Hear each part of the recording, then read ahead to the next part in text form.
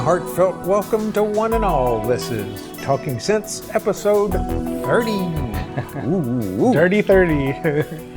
May 7th, 2021, the year of our Lord, 2021 AD. And we're going to continue on with some more sound programming stuff. We got pretty heavy into it last week using the Ensoniq ESQ-1. And I just wanted to emphasize that this isn't necessarily an ESQ-1 topic. This is a pretty general topic. Anything we're talking about here can really easily be applied to other synthesizers. The ESQ-1 has a very straightforward sound architecture, so it's easy to take anything we talk about here and apply it to something else. And then a couple of things to touch up on from last week. You had asked about, how to define a pad or what it really means. And something that struck me that I wanted to put in, long time ago, I was in the studio and we were recording a track and we put in a pad and it was mixed way back in the mix. And I thought, that's a really nice pad. I want them to pull it up a little more. And so I asked the producer about that, and he wanted it where he was, but he said, let me show you something. And if you listen close, you could sort of imagine that the pad was there. I mean, it was that low in the mix. You'd never notice it. So he says, let me show you something. He goes blunk and mutes that channel or the two stereo channels, and it was like it collapsed. It added so much to the mix without you even knowing it was there. It was nice. It's kind of incredible. So that's one thing that should go into what a pad is and what you do with it. It doesn't even have to be real noticeable, but it just really fills out the sound and smooths everything over without you even being aware of it. Nice. Yeah. And then let's touch up a little boo-boo from last week. The ESQ-1 has 3 DCAs and 3 LFOs, and I got on a thing of, all right, let's make 3 different LFOs and then assign them to the 3 DCAs, and we're going to have them creeping up and down just real subtly. Was it to the panning or no, just for the volume, to where you hear this oscillator a little more, and then this one comes in, and just a real subtle thing.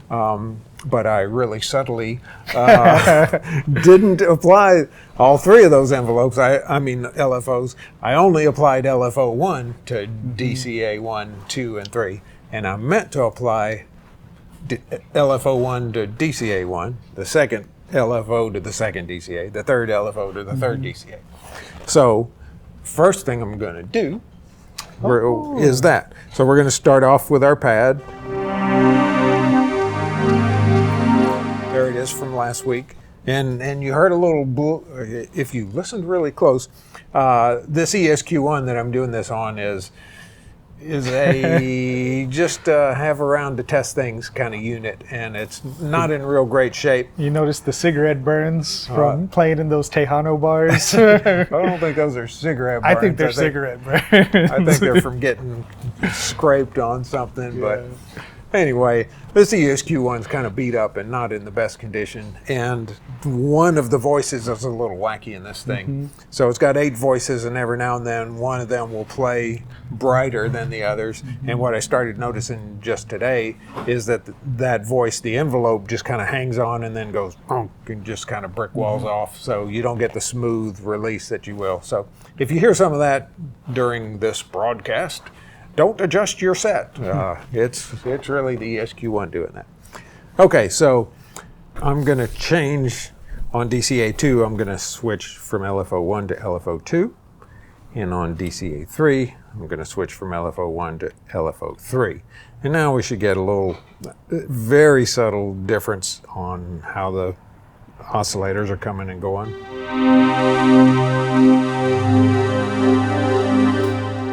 And now what I want to do also is take these LFOs and apply them a little bit to the pitch. So let's swim that pitch around. So But initially what we did was we took 3 oscillators and we did the standard trick of detuning them. We tuned one just a little bit high from the first one. We tuned one just a little bit low. And so now what I want to do is take our 3 real slow, swimmy LFOs and apply those to each of those DCOs to where the pitch is going in and out a little bit. And I don't know how much it's going to take to make it not kind of seasick sounding, but well, let's just see. Let's turn DCA 2 and 3 off. So we're only hearing the first oscillator now. And let's put LFO 1 on it and see how much we should give it. So if we give it a lot, it's going to go kind of wacky. So let's give it just a little bit. Obviously that's way too much. Even that's too much. So now you can hear that, the bad voice there. So even that's a little swimmy. But when we put the 3 of them together, let's see how that works. So now let's turn the second oscillator on, and that's already got some of that in there, unintentionally so. So let's try this. Oh, that's too much. So let's just hear the second oscillator. Huh? Oh, how'd we get to 8 here? I don't know how that happened, but let's go back to 1.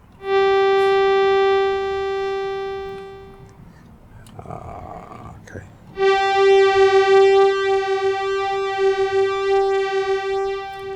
Sounds like they're fighting each other, and that's a little too much. I'm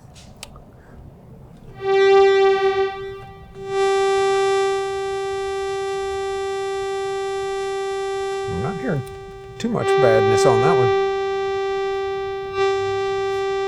Why am I not getting pitch change? Oh, I got it off. Okay. All right, I'm getting lost here. I'm not keeping up with what's on and what's off. All right. Oscillator 1 is the only one on. That's a little too swimmy. So maybe try a different wave shape. Well, no, I want the triangle, but I'm going to turn down the levels of the LFO. Oh, and you can even put in a little bit of delay. That's indeed correct. So, in fact, yeah, let's do that. Let's start with a level of nothing. And after a little time, we'll fade up to that.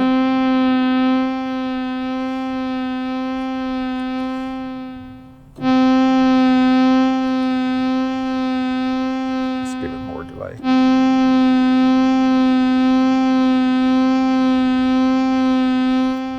And still a little too wiggly. Let's skip that voice. Okay, I like that. It's just real subtle. And now let's turn on our second oscillator. And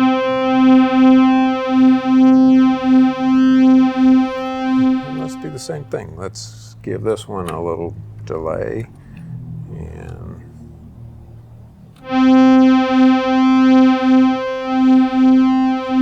here's another thing while we're on LFO2, or on LFOs. This reset means that every time you hit a key, the LFO starts at its 0 point. So let's go ahead and, turn that off. And then human kind of randomizes the speed of the LFO. So let's turn that on just to add some more subtle differences. All right, so there's 2 of the oscillators. Let's turn the third one on. And LFO3.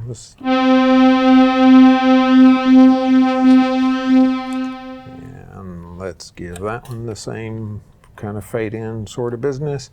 And I'm just kind of randomly going in the same neighborhood with the numbers, but nothing specific. I don't want them to be identical.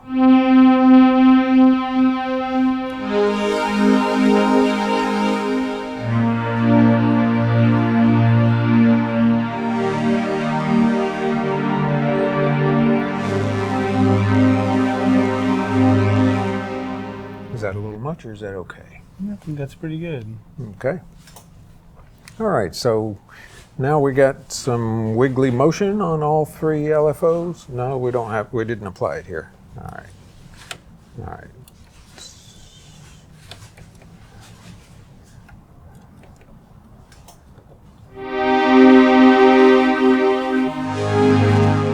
Make sure. So we didn't put it here either. See, I'm losing my brain. I was like, yeah, that sounds great. Well, it does sound good, but we're adding more and more subtle elements to. Oh, that's too much.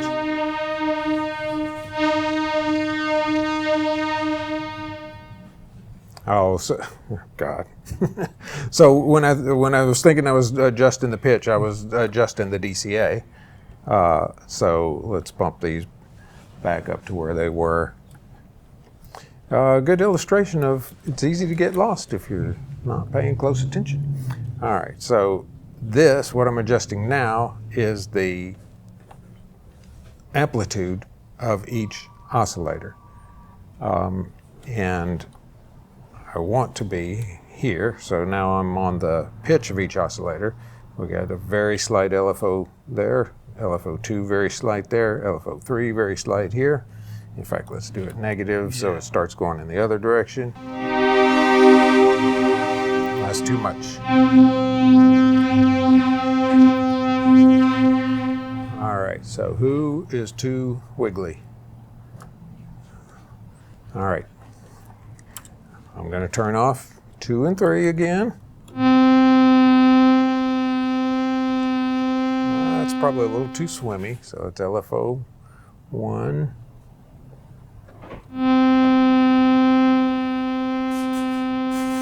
Why are we so swimmy?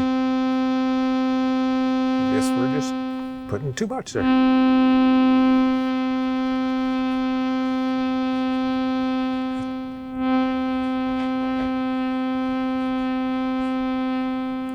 All right. Add in LFO2. There's that bad voice.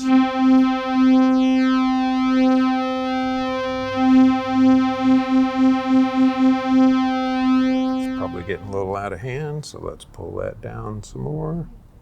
Try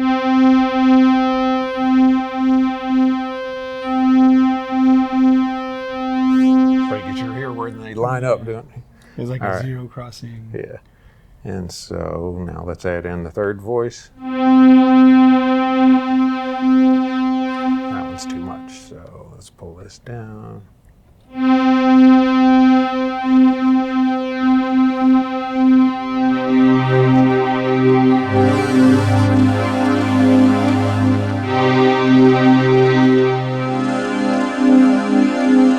Okay, so that's pretty nice.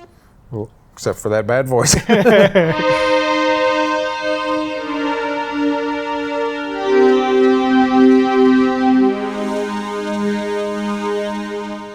Okay, so that's a nice richness of the tone. All right, so let's do something else now. Let's take one of the envelopes we haven't used. And so what I was thinking might be fun to, as an illustration, I don't know how this will work on this pad, but we can take envelope 1, for instance, and use it to modulate the oscillators. So we can put a little attack blip in there, kind of, and then start out with things kind of out of tune, but they quickly go more into tune. And so this is interesting here. So the envelope starts off full blast, then goes to a level of 8, and goes back to a level of 20, then goes, well, that's where it stays until we release the note. So that might be an interesting place to start.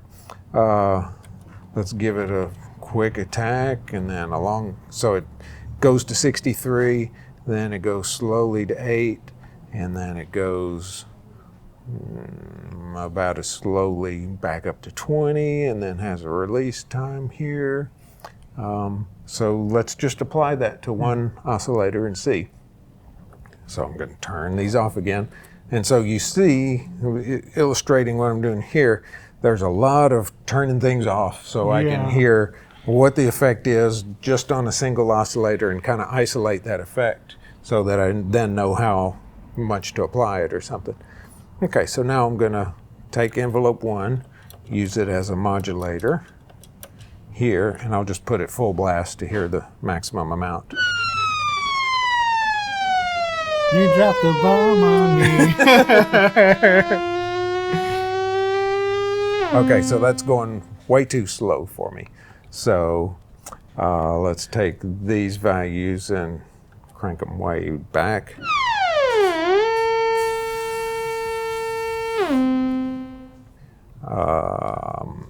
Let's give this, yeah, I think we want to end at 0 instead of, so let's make the envelope resolve at a place that is not going to affect the tuning at all. Okay. So that's a positive envelope, and you do have the option to end in a negative value? Yes, Awesome. and we'll mess with that in a minute. Well, I'm thinking of how we apply it to the oscillators. We can apply it in one direction to one oscillator, in the opposite direction to another. So let's make it happen a little more quickly, like an attack blip kind of.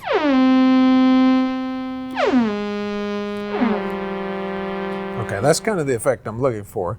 But now let's crank it way down and just make it a really subtle effect.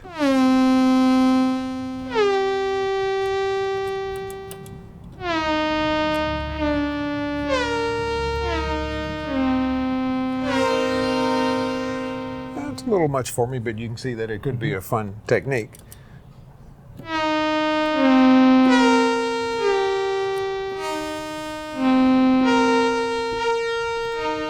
So at the value of 1, we're getting a really subtle effect, but you can still tell what's happening.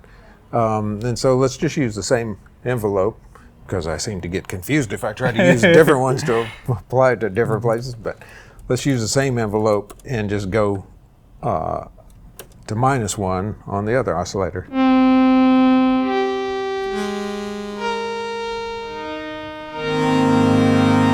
And the effect there is that the two pitches are starting far apart and then just coming closer together. And let's turn it on so we can hear it.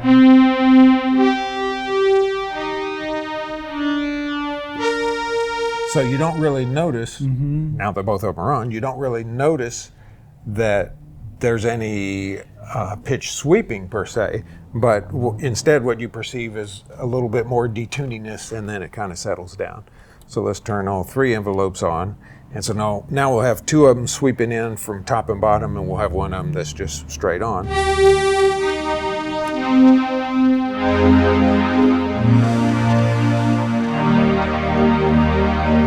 It's a pretty big sound. Yeah. So again, what I want to emphasize in this episode, when we ended last time, we had a pretty nice pad. And what we're doing now is we're taking a lot of things and we're applying them really subtly. But the overall effect is that they all add up together and just make for a much smoother sound. And admittedly, this is kind of getting into the nitpicky stuff, but the end result makes it worth it, I think. Something we hadn't even addressed, we have things like a mod wheel that we hadn't used at all. And so let's take the filter and let's apply the mod wheel to that. And I think right now it does nothing. Yeah, perfect. I just wanted to make sure it wasn't wiggling something I didn't want it to. And so let's set this to wheel. And then just for grins, we can set it to a negative amount. And now when we roll the wheel forward, it's going to darken the sound.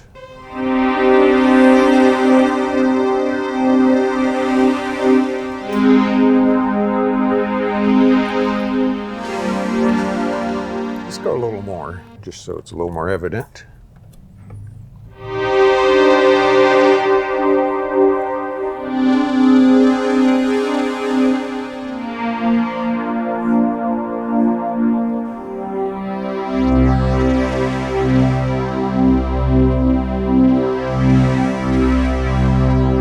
So you could sort of to play the mod wheel and make the sound go in and out some that way. I love doing this kind of stuff. Yeah. And now there's something really major that we haven't even tried that can really take this into other dimensions. And that is that when we started off, we chose 3 sawtooth waves. We got a whole bevy of waves there that can be anything other than sawtooth waves.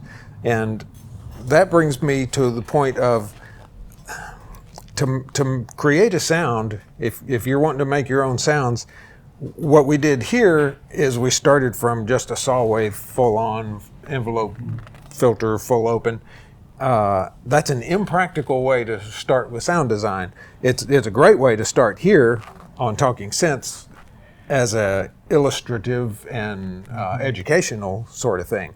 But for all practical purposes, if you wanted to make a pad sound, you could easily pull up a string sound in here and then just change a few parameters and have a much greater head start. And so you might start off with things that are other than saw waves, and the ESQ-1 has a bunch of things we could go with.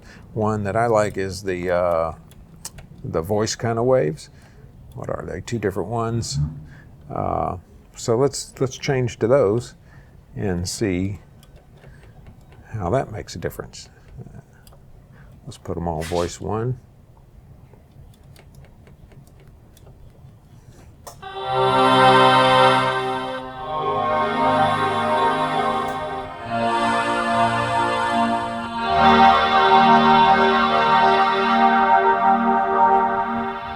So that's where you really get into the business of changing up what a sound is like. How about mixing them up? Maybe a couple sure voice can. 1 and voice 2. Yeah, I think if I remember right, voice 2 is like kind of higher, formanty. Yeah.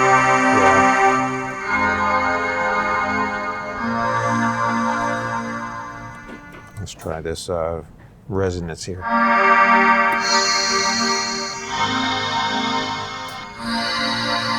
Oops. So there's all kind of stuff you can play with. Where were we on 4?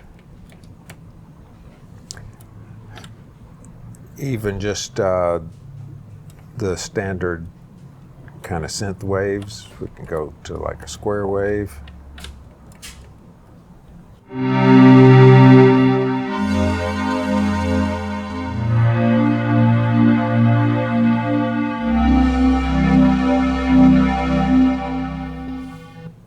Oh, that one voice. How about mixing and matching them? Oh yeah, that's what you wanted to do. Yeah. What's your call? What's your recipe there, Carlos? Square on oscillator 1, and then oscillator 2 voice 1, and oscillator 3 voice 2. So three different oscillators. All right. Let's see. Where's voice 2? Come on out. There you are.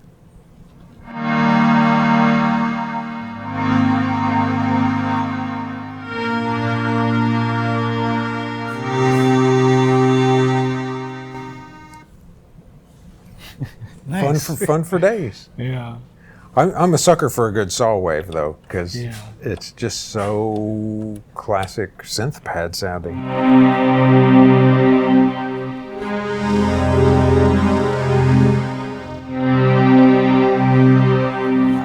Like that. So then there it kind of is, a lot more subtle stuff. In fact, let's go ahead and save this. We'll call this start 2. We'll save it next to start 1. And I don't know if it's going to be dramatic differences, but here's where we started. Mod wheel does nothing. It is bigger and richer sounding.